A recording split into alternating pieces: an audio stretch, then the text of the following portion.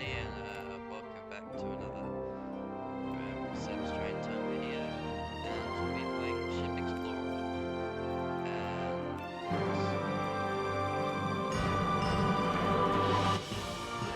I need to turn down my music. But seriously, we will be playing Ship Explorer today. And yeah.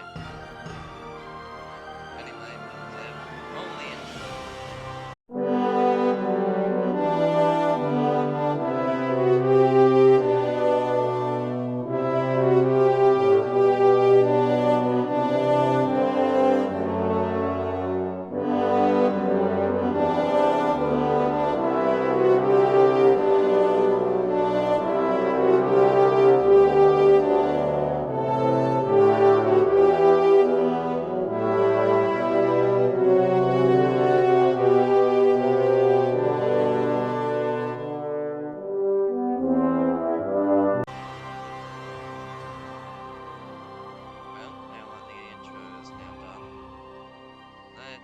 Actually doing some ships.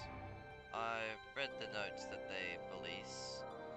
Unfortunately, Bismarck's gonna be delayed for release to September, which sucks, but means we've got two at the moment. So it's not all bad. I think I'm gonna start off with SS United States. Say video.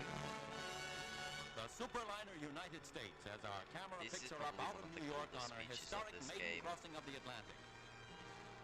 You're welcome aboard while we make these photographs which point up the luxury and comfort of the $73 million, 53,000-ton floating city.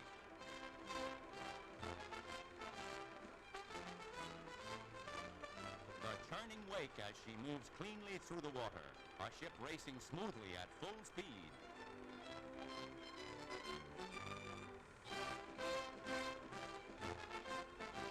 Aboard the First Lady of the Seas is the daughter of the President. The ship's skipper, Commodore Manning, invites Miss Margaret Truman up to the bridge.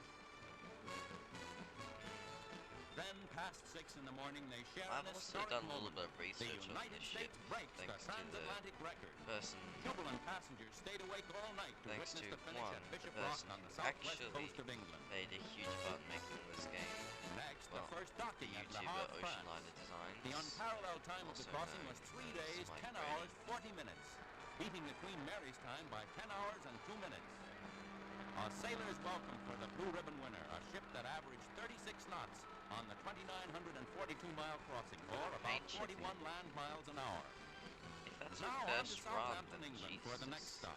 And here begins a greeting true to the tradition of a great seafaring nation. Sure, the United States beat the best time of a British liner, but there's matchless sporting blood in a nation that loves ships. Generous tribute is paid to the American craft and craftsmanship. Americans aboard the ship are astonished, overwhelmed by the reception. It's warm and sincere. Britain's unforgettable salute to the liner United States. One of the next few ships added to this game. I know Lusitania has been confirmed, but I really, really badly do want HMAS Australia. You know the one that he's done the video on? That one. And you may be surprised that I'm doing a video on ships instead of trains, since this is Sims Train Time. Well, one, I'm actually not a ship enthusiast, and two, my frame rate is pretty much the exact same as it's even worse than TSW. If anyone knows me, I love punishing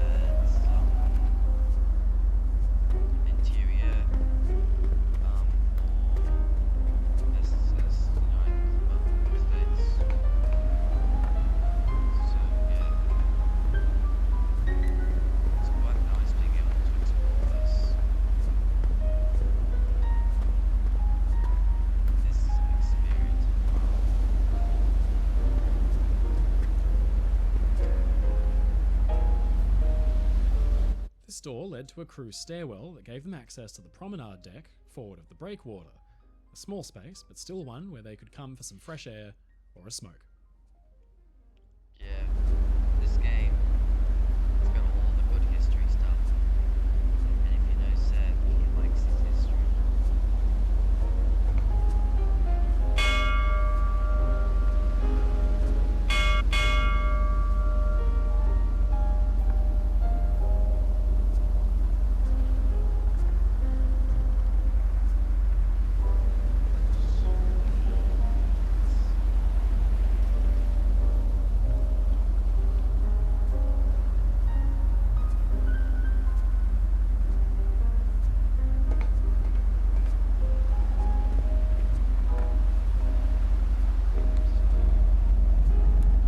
Oh, that's cool.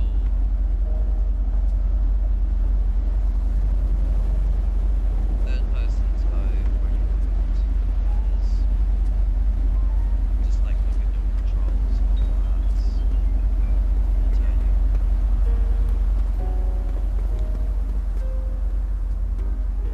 What's here?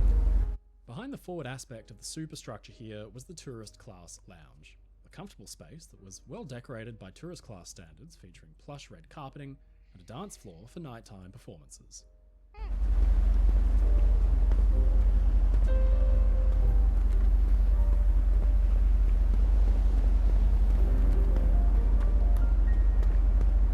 Here's the lifeboats. One thing though, that I'm pretty sure is an error on the developer's part is that the propellers on the lifeboats don't have like a crank inside of them at all, which I found that out, which was very strange. I don't know what SS United States lifeboats do look like in real life, so I really just don't know. I'm pretty sure that's going to be a mirror.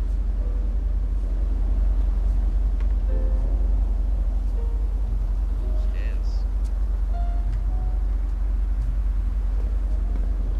I know there is photos of this shit. Oh, look, like here's one now. These doors led into the main foyer for first class.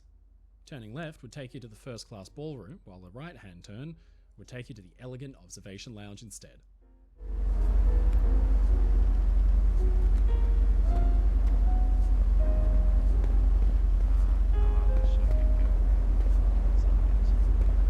Fortunately, the real ship is very sad. It's not the best conditions.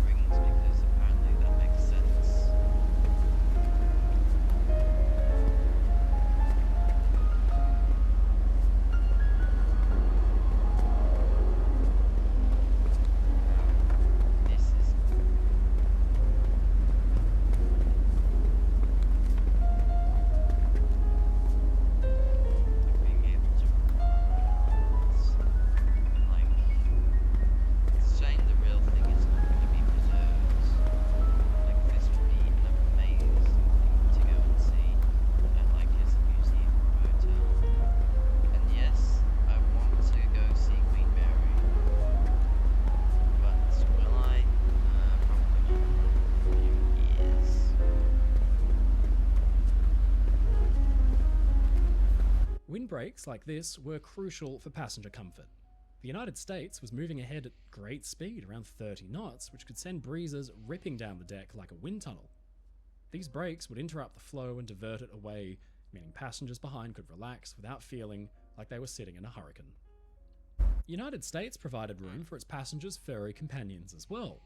Here were the extensive dog kennels, which included a dog run for exercise, the actual kennels themselves, and berthing on the starboard side for a dedicated kennel attendant.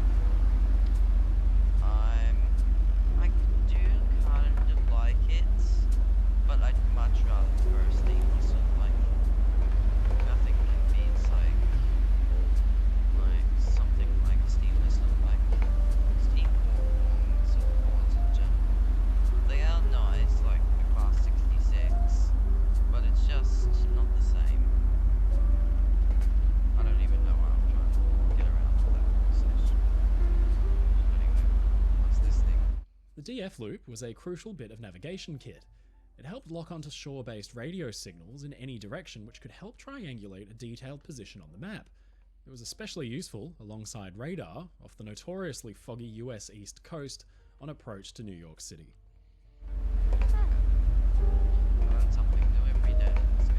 United States was fitted with searchlights on either side of the bridge, really only for use in special circumstances, like if she was enveloped in fog, but they could also be used to flash Morse signals to distant ships.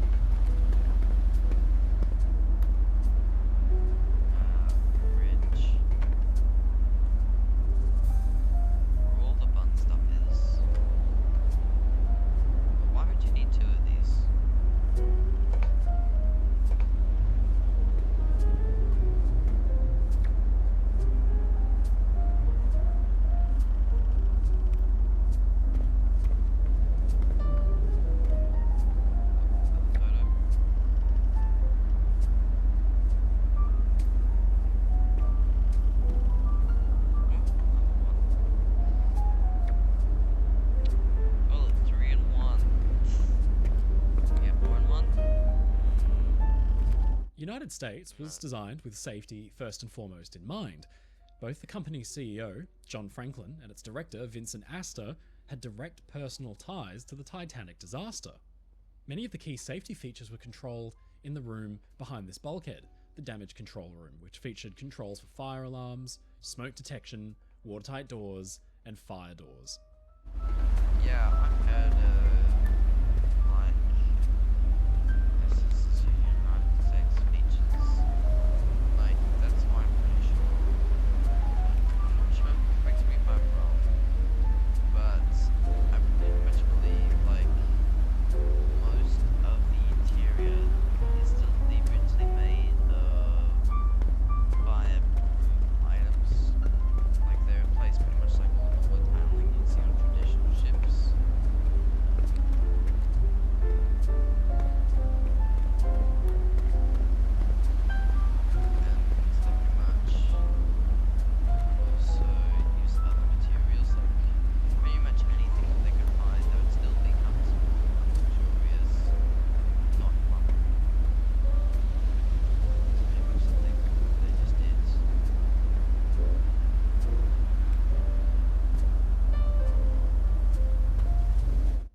capstans here were used when docking and mooring the ship. But like many liners of the era, most of the heavy anchor handling equipment was hidden away on the deck below. In fact, the huge windlass, anchor chains, and other heavy pieces of equipment got their own special mooring room directly beneath where you're standing. The forward aspect of the crew deckhouse here had a clever double purpose. Although it held a fan room and other crew spaces, it also mounted a large breakwater that would cut big waves in half if they came over the bow and direct them over the side of the ship and away from the cargo handling equipment and passenger spaces behind.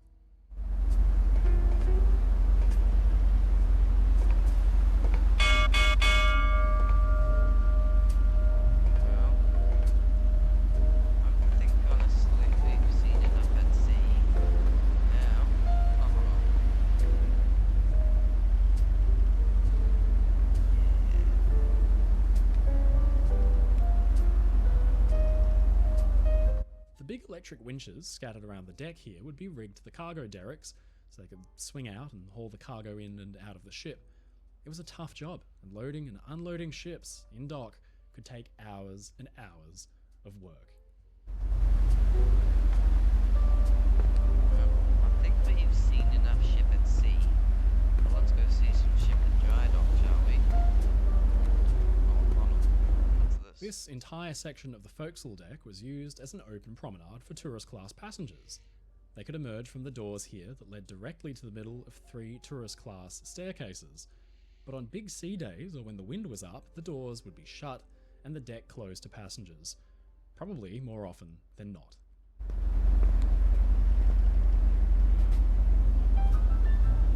Well, I think it's time we go and have a look at the ship in dry dock.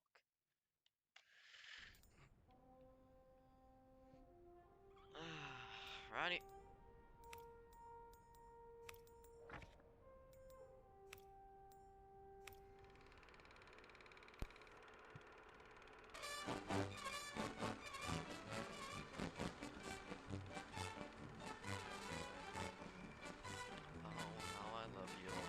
America's newest challenge for world supremacy in merchant marine is launched at Newport News. She's the United States, and she's been 16 months of building, with 11 more months to go to complete the luxurious interior. Actually, yeah, GSW, start First taking passenger notes of ship this ever game. built in a graving They dock, pretty much the have, United States is floated by like, letting water into all the dry the dock stuff instead of splashing that the ship down TSW into the river. needs. Despite the innovation, there's a traditional christening This with Senator Tom It's Connolly's really wife good, wielding but the bottle also of another champagne. thing I'd like to say is that this is much more At an $80 affordable. million Like, this game, cost, the at liner full is price would easily be the most pretty much expensive ever built. $30 in She's Australia, also the safest, even though designed that for when they conversion to said, transportation. when they were announcing The Ship government is Explorer, paying they much said of it'd the be cost, 20, but hopes the United States will serve only in a peaceful merchant marine. but pretty much, yeah. Plus, this game looks very good with TSW. Ship Explorer and TSW look very good with each other.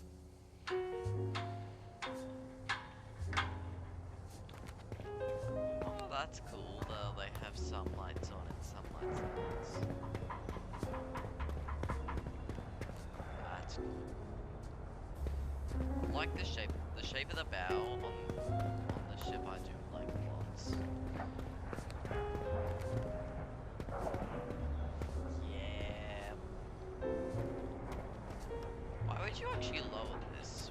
It looks perfectly fine. This enormous anchor is one of Like, 3 I don't kept see on the any ship's conversion. bow. Although they were rarely used between Southampton and New York, they proved invaluable on cruises where smaller ports couldn't fit the ship.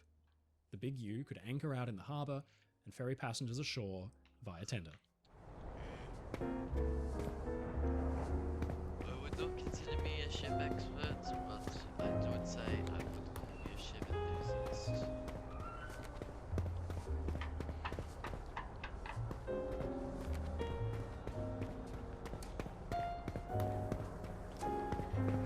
This winter aspect is cool. This is one of the bilge keels that help provide some stability against rolling. The United States was one of the last generation of passenger ships built without retractable stabilizing fins. Instead, these shallow keels on either side of the hull help to keep the ship pointed upright in big seas. Come on, let me stand on them. Nah. Aw. here is about level with the forward engine room. The turbine engines were separated into forward and aft rooms, each paired with a boiler room to protect against gunfire or torpedo attacks, hinting at the ship's secret dual purpose as an efficient troop transport in times of war. Because the boiler and engine rooms were separated into two separate units, the space in between could be used for storage, unlike on other ships where a single powertrain took up the entire length of the ship's lower hull. Behind the plating here was storage for fruit, potatoes, vegetables, linen, and even beer. More you learn every day.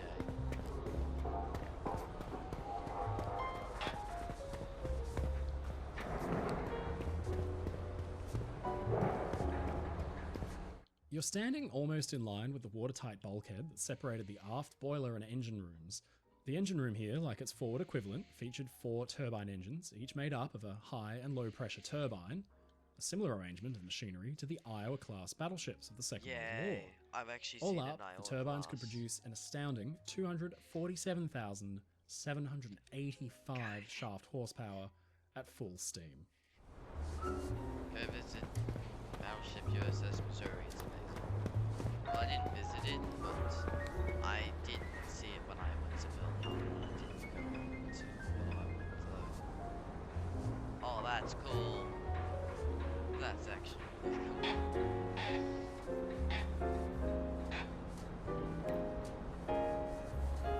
United States' forward set of propellers featured 4 blades, cast of manganese bronze, while the aft pair behind them had 5 blades instead. Yay. This provided exceptional hydrodynamic performance, and it had actually been used on vessels like the USS Iowa and her sisters during the war. Yay. Ow. Hey. What's over here?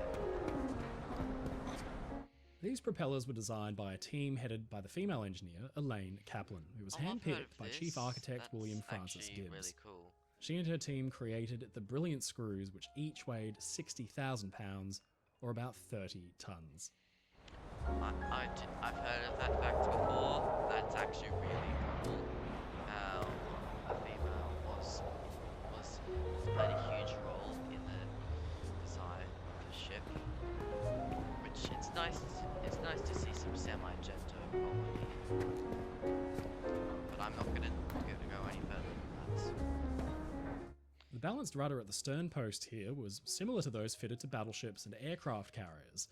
It was well suited to use at high speeds and made United States fairly maneuverable, even for a ship of her size and speed. Yeah, I've heard this thing's like, I'm pretty sure the real thing. Correct me if I'm wrong, because I'm looking at the Wikipedia, some technical specs.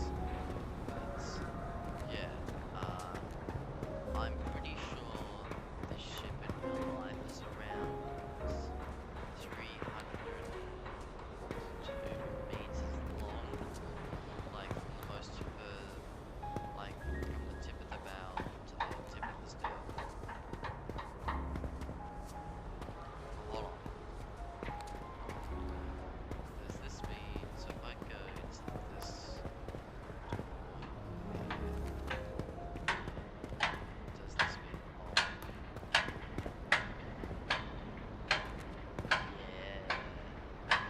Yeah.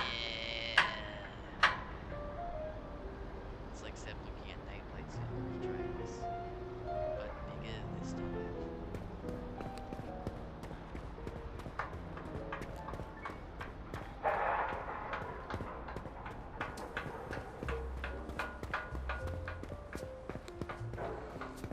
Oh, this is so cool to me.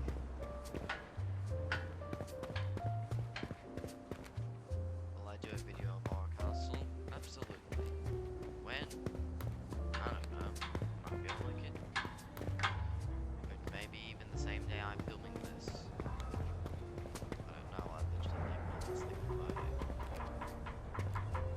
And I'm still enjoying it. I wish I could go up on those gangways there and look down, and explore around from the deck and dry dock, like to get some great photo shots. I could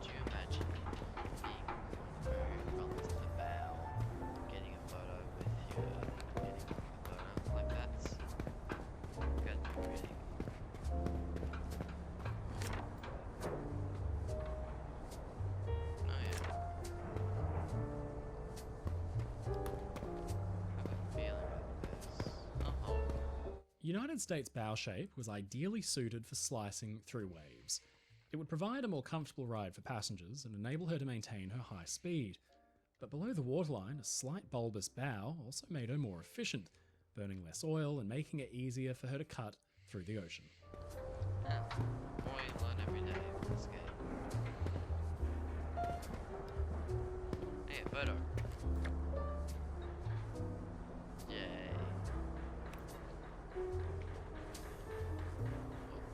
What's that? That's also a weird detail.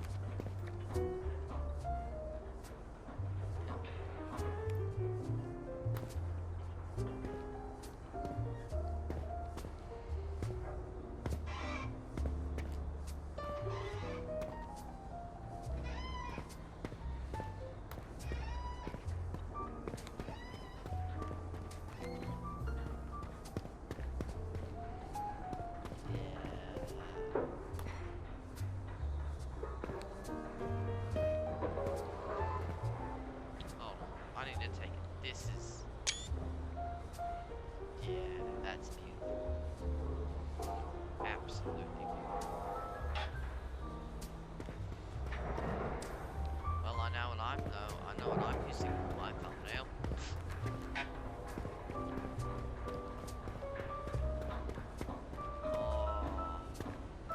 Oh, hold on.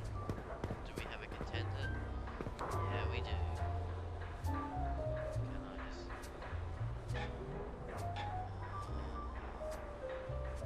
Yeah. No, I'll pick between one of them two at the end of the video.